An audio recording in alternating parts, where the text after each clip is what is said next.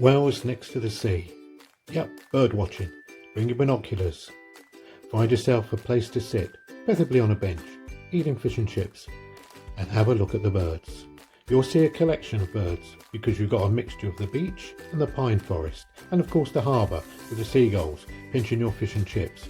But if you're very, very lucky, and if you keep your eyes open, you might see this oyster catcher with its young. Welcome. In 9th place, you must visit the pine woods which lie between the beach and the town. It's a wonderful walk. You can walk through the pine woods to the beach. You can walk along the edge of the pine woods.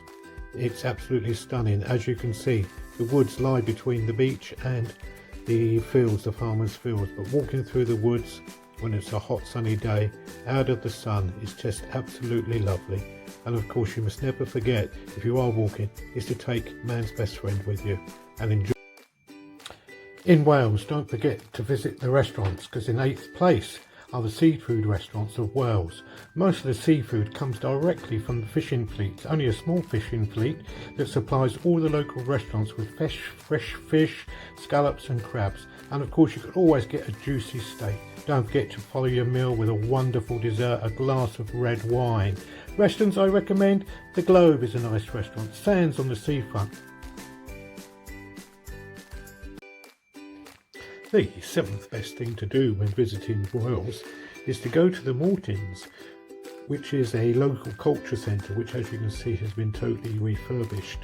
They have open nights where there's music. They organise shows and gallery exhibitions and everything.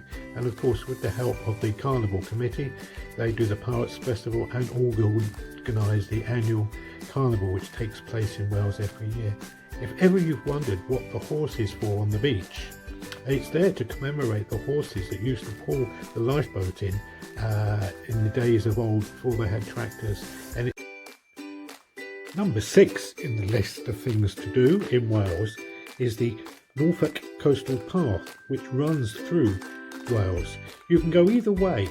You can go all the way 8 miles to the left or 8 miles to the right. And the beauty of it is once you get to the end, you don't have to walk back, because you can catch the coastal bus all the way back to Wales. So if it's a nice day and you feel energetic, off you go. In 5th place is Holcomb Hall. This is a stately home with wonderful grounds. So if you like walking, you can see the fallow deer. And if you like, you can go into the house and have a look around and look at its grandeur. It's absolutely stunning. And once you've been through the house, you can go down below stairs and go into the kitchen and see all those pots and pans and the open fireplace, or the open ardour where they used to cook the deer. And of course, once you've finished visiting the house, you can go into their local cafe and sample some of their local food and finish your trip off in the gift shop. Hope you have a lovely trip. At number 4 is the light railway that runs from Wales next to the sea up to Walsingham. And this is definitely one for the children, or for the little ones in the grown-ups, of course. The steam train runs on a regular service, and in matter of fact, it is the only official railway service with a timetable in the UK. I found the staff there so friendly and welcoming, and they just want to talk to you and tell you more about the information about the train. So if you've got half a day spare, I suggest you get yourself up to the railway station, which is just outside the town, and take a trip on a lovely steam train. The prices aren't too expensive, and as you see, they do have a regular schedule. At number 3 in our things to do in Wales is a walk around the harbour, which is a wonderful area. It's right in the middle of the town, and as you can see, it stretches right out to the beach. An ideal thing to do is to go crabbing. Just hang your net over with a bit of bacon and see what you can catch. But the big decision is to make: do you buy your fish and chip from French's, or do you buy it from platters? Big debate by the locals is which is best. Some people like one, some like the other. If you don't like either, get yourself some fresh shellfish from the hut in the car park. Boat trips around Wales Harbour are very, very popular, and they come in number 2 in things to do in Wales next to the sea. My favourite trip is on Lucy Labour's, which is an old lifeboat which was used in the Dunkirk evacuation back in the Second World War. As you can see, the boat has a plaque on it.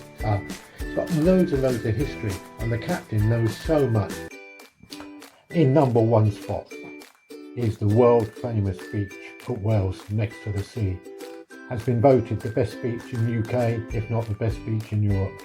To actually get to the beach, you can walk from the town along the embankment here. It's about a mile, but if you don't want to walk, you can drive, and you can drive up and park in the car park. And if you walk through the pine forest over the top of the embankment, you know, the view that you get, everybody goes, wow, look at that, isn't that wonderful? At low water, the sand goes out miles, but the main attractions are these beach huts. As you can see, there's just hundreds of them sat along here, all on stilts, very rare that is.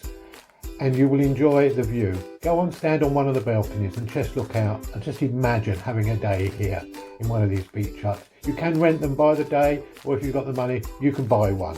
But you can also buy a small house for the same price. If you don't want the busy end of the beach, just walk to the left and keep walking, and then you come to this vast array of empty beach with sand dunes that you can go and hide in. It's just a wonderful place to spend the day.